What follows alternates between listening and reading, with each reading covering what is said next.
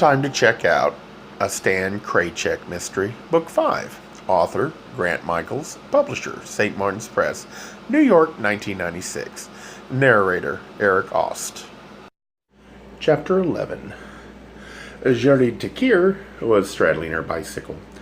"Oh, well," she said accusingly. "What are you doing here?"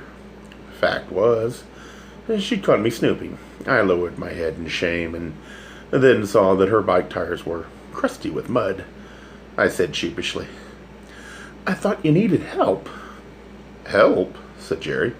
"I'm standing right here, and I'm just fine." I told her I'd seen the red Range Rover pull out of the driveway, and when she didn't answer the door, I thought maybe something had gone wrong.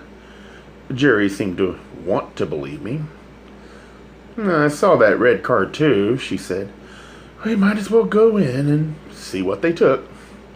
At first glance inside, things were moved out of place everywhere, but nothing appeared damaged, and from what Jerry could determine, nothing was missing. "I wonder what they wanted," she said, but she appeared calm about the incident, almost as though she'd expected it. "There's certainly no money here, only my art and materials." I offered to call the police. "Why bother?" said Jerry. "Nothing's taken. You should file a report anyway, in case she finds something missing later on." Jerry reluctantly agreed, so I called Lieutenant Sanfuentes and told him what had happened. "Twice in one morning," he said on the phone. "Are you trying to make more work for me?" He sent his sergeant to take a report. He came and did his work. It was all a matter of fact, especially since nothing was damaged or missing. The sergeant did advise Jerry to install a stronger lock on the back door. "Sure," she said. "Like I have money for new locks." When the police left, I offered Jerry lunch at Camille's Cafe. She protested that she had work to do, but I insisted that she'd pay better on a full stomach. "Why are you doing this?" she said suspiciously. "It's my way of supporting the arts in Key West." To that, Jerry submitted and said okay. At Camille's Cafe, I told her that Josh were a team and I had discovered Adolf Doberman's body that morning. "Good riddance," she said as she chowed into a buttery glazed mushroom and cheese omelet. The mention of Adolf's death seemed to fortify her appetite, though not mine. I said, "He was strangled with one of the Countess's t-shirts, those hand-painted jobs." "Good again," said Jerry. "Maybe some poor artist finally got fed up with working for pennies. Do you know what the Countess offered me to paint some t-shirts for her?" I had no idea, and Jerry told me. "$1 a shirt," she said. "Hand-painted. She pays the Cubans even less, and you know what she sells those things for?"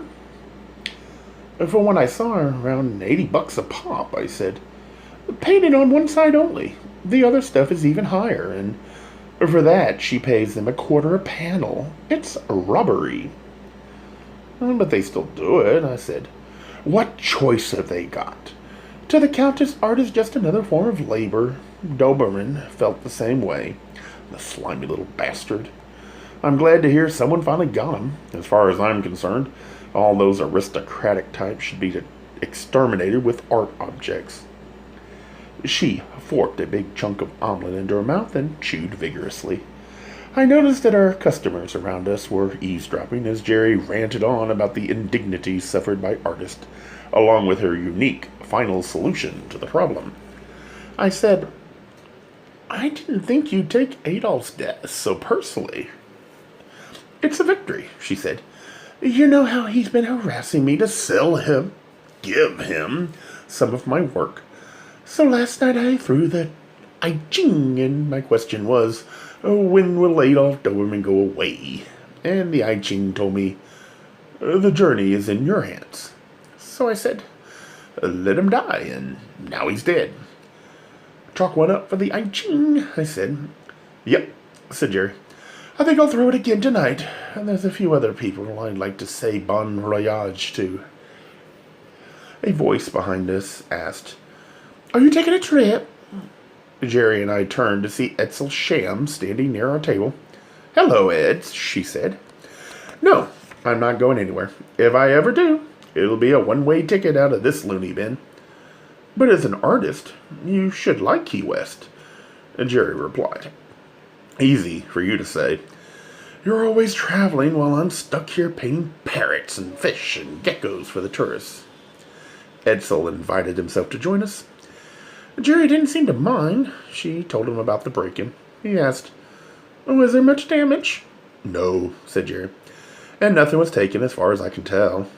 Not even money, said Edsel. There's no money in the studio. Jerry made a sad little laugh. There's no money anywhere in my life, Edsel said. If you need help, I'd be glad to lend you. No thanks, she said. I'd rather sell a painting. I'm sure you will, said Edsel. In fact, a clever thief would have taken some of your work. I predict it's going to be extremely valuable someday. So does Ken Kimball, said. So did Adolf Doberman, said Jerry, then added, That crook. Ah, yes, the itinerant German aristocrat, said Edsel. He left for Germany this morning, didn't he? He left for nowhere, I said. Adolf Doberman is dead. Dead? Edsel seemed alarmed by the news. I told him Joshua and I had found his body that morning. Edsel slammed one of his ham-like fists on the table. His alarm had quickly transmuted to bravado. How do you do it? He said. Here I write mysteries for a living, and I've never found a single body, and for you it's the second time in just a few days, isn't it? Who's counting? I said. You found Augusta Willits, too, didn't you? If this keeps up, I should think the police might suspect you of nefarious deeds. I said, weren't you and Adolf involved in some kind of business together? Business, he said. I saw you twice with him, meeting with that lawyer, Nancy Drew. That was purely social, said Edsel. Jerry Takir snorted. Sociopathic, maybe. Be kind to the dead, said Edsel. Why? Said Jerry. Just then came a familiar muffled chirping from within his satchel.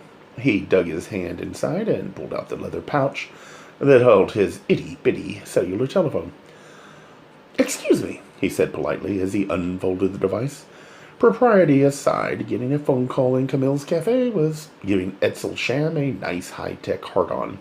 He became increasingly animated by the call. It lasted about a minute. A real quickie. But when Edsel refolded the tiny phone, he was flushed with an afterglow. I've got to go now. That was my Hollywood agent.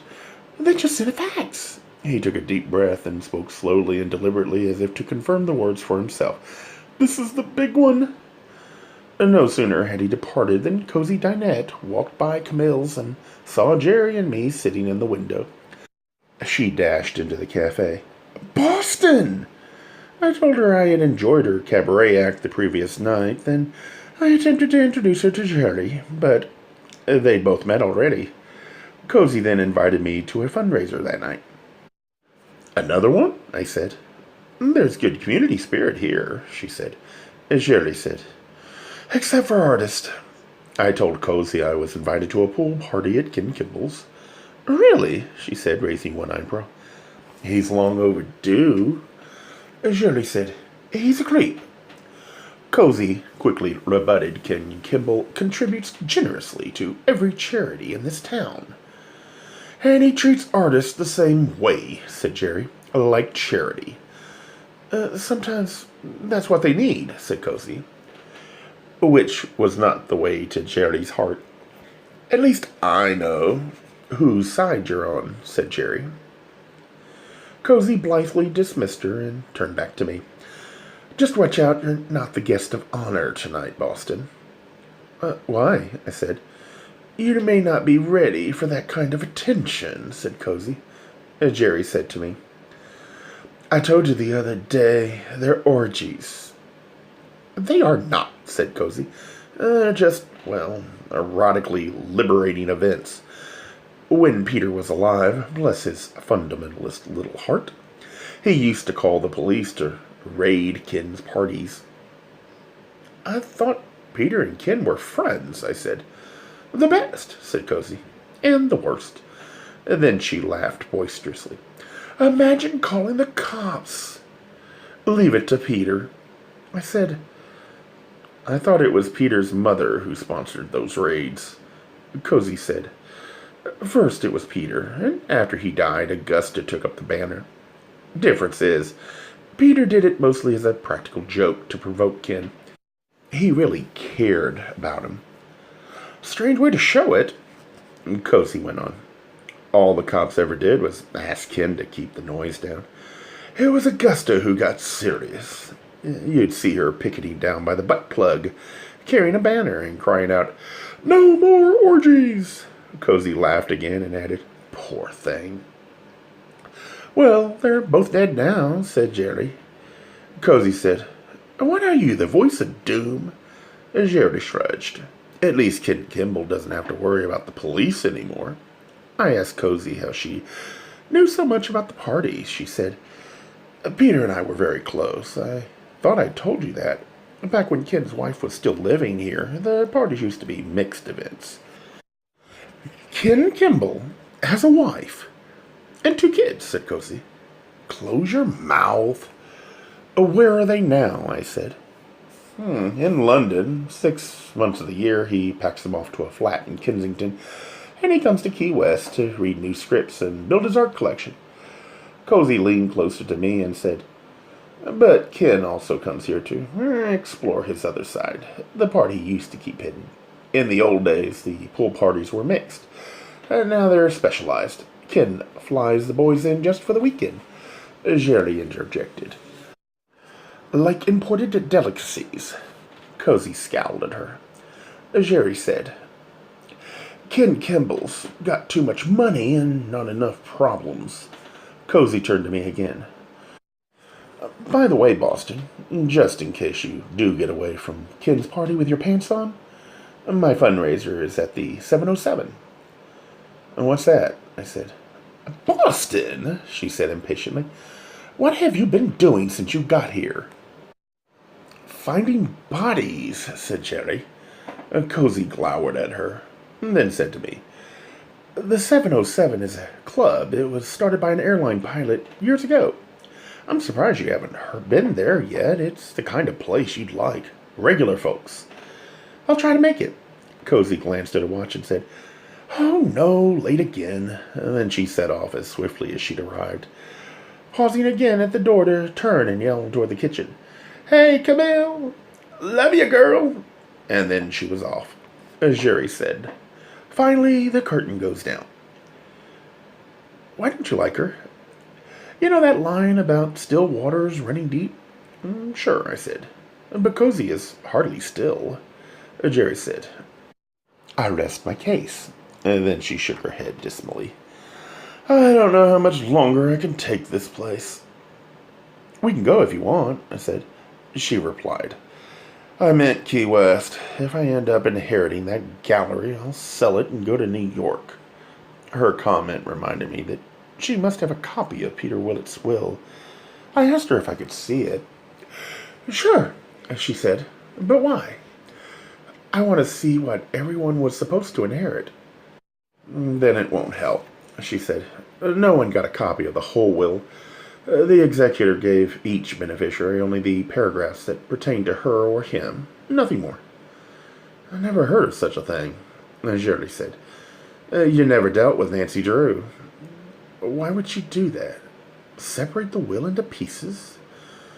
I guess she thought we'd be satisfied enough with whatever we got, and that would keep us from contesting the will, but instead everyone was running around trying to find out what everyone else got. Like secret test scores, Jerry said. Then Augusta contested the will anyway, and won. You'll appeal, though, right? Aye, why bother, said Jerry. Jerry, you just admitted that the gallery would give you some security. That was me, the recent heir and would-be securities expert, advising an artist how to get some for herself. What am I supposed to do, said Jerry. Hire a lawyer?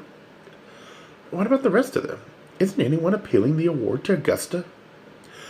No, said Jerry. Nancy Drew said it wouldn't help. But lawyers love to appeal unfair judgments. Why is Nancy Drew accepting it? Jerry shrugged and made no reply. I said, something isn't right there. Maybe you could fix it, said Jerry. I paid our bill and we left Camille's. Jerry seemed kind of glum, but who could blame her after learning that she'd pretty much lost her chance to inherit the Echo Me and then having a break-in that morning? I walked her back to that gallery. A few blocks up Fleming Street, we noticed 2 Key West police cruisers parked in front of the Echo Me gallery. When we got there, we found the cops waiting for us. Lieutenant Sanfuentes was leading the pack himself, so whatever had brought them there was apparently too important for his sergeant to handle alone. Sanfuentes introduced himself to Jerry, and then turned to me and said, For an amateur dick, you sure take your work to heart. This is the second time today you've been one step ahead of me. It's completely unintentional, I said. The cop half smiled. Don't be so modest. Then he told Jerry he had a warrant to search the Echo Me gallery. Why? Said Jerry. Sanfuentes said, We got a tip-off you might be concealing evidence on these premises, a painting that was stolen from a crime scene yesterday morning. Who told you that? She said, suddenly vehement. I can't divulge my sources, said Sanfuentes. Inside the gallery, the cops were methodically going through all of Jerry's things, her completed work, her work in progress, her stored materials, and her personal things, too. They seemed to be a lot more thorough than the intruder had been earlier that morning. Jerry reminded Lieutenant Sanfuentes that the gallery had been broken into just an hour or so ago. I know, said Sanfuentes. That's why I'm here with the boys now. Something wasn't quite right about that report, so I wanted to see things for myself. 2 of his crew came out from the back part of the gallery, balancing a large frame work of art between them. Oh, no, said Jerry. That's dinner of uncertainty. One of the cops told Sanfuentes they'd found it in a storage closet behind some old broken-up frames. Yours, said the cop to Jerry. I painted it, she said. And was this on display at the Crow's Nest? Yes, said Jerry. And then it went missing, right? That's what I heard, said Jerry. I wonder how it got back here, said Sanfuentes. Jerry said, maybe the person who broke in here earlier brought it back. And why would someone do that? Maybe to incriminate me? You, said Sanfuentes. Why you? To deflect suspicion from themselves, said Jerry. If the painting was stolen from the murder scene, and now I have it, it makes me look guilty. That's exactly what I was thinking, said the cop. And Jerry said, But what about the break-in? I filed a police report, didn't I? Is that what a guilty person does? Call the police? I don't know, said Sanfuentes. Sometimes they do. Let's say you had nothing to do with getting this painting back here. Okay, I'll buy that for now. So then, can you tell me who might want to make you look guilty? Like you just said. Jerry became frustrated, and her eyes got teary. No, she said. So, said Sanfuentes, we're back where we started. See, I wonder if maybe you had this painting in here all along, since yesterday morning, when you took it from the Crow's Nest, and maybe you staged that break-in earlier today as a little hoax, just to distract me. You're wrong, said Jerry. Someone was in here. Lieutenant, I said. I saw the car, too. It was a red Range Rover. Is that so? Said the cop. That's an import, isn't it? I said it was. Sanfuentes went on. I pretty much know the cars around town, and I don't recall anyone owning any Range Rover. Maybe it's new, I said. Maybe, said Sanfuentes. Then he turned to Jerry. Mr. Keir, I'd like you to come to the station with me. But I haven't done anything wrong, protested Jerry. I never said you did, replied Sanfuentes. I just want to ask you some questions. That's my job. I'm not accusing you of anything. He trailed off, implying that what he didn't say yet. A Gay Mysteries audiobooks. I think it is easy to hate a label, but a face humanizes the word. So this effort is twofold. to offer comfort to those like myself that your world didn't end because you don't fit into the view of acceptable society on both sides. And in hopes of helping those with family that are LGBTQ, that it doesn't mean we are aliens from the child they once knew. Reassure them so they can maybe be supportive at the same time, being true to their values.